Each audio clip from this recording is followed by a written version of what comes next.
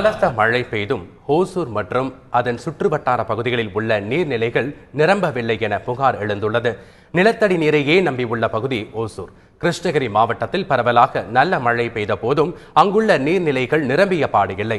ஓசூர் பகுதியில் ஏராளமான ஏரிகள், குளங்கள் இருந்தும் அவை யாவும் ஆக்கிரமிப்பின் பிடியில் உள்ளதாக புகார் எழுந்துள்ளன. குறிப்பாக நாமநாயக்கன் ஏரி, தர்கா ஏரி, அலசநத்தம் ஏரி உள்ளிட்ட பல்வேறு ஏரிகள் ஆக்கிரமிப்பின் பிடியில் உள்ளதாக கூறப்படுகிறது. ஆக்கிரமிப்புகளை அகற்றுவதோடு ஏரி, குளங்களை தூர்வார வேண்டும் என சமூக ஆர்வலர்கள் கோரிக்கை விடுத்துள்ளனர்.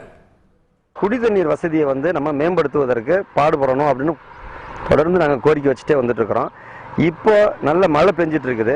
ஆனால் இந்த மழை பெஞ்ச தண்ணியை கூட சேகரிக்கும் விதத்தில் நம்மளுடைய அமைப்பை பலப்படுத்தணும் அப்படிங்கிறதான் எங்களுடைய கோரிக்கை.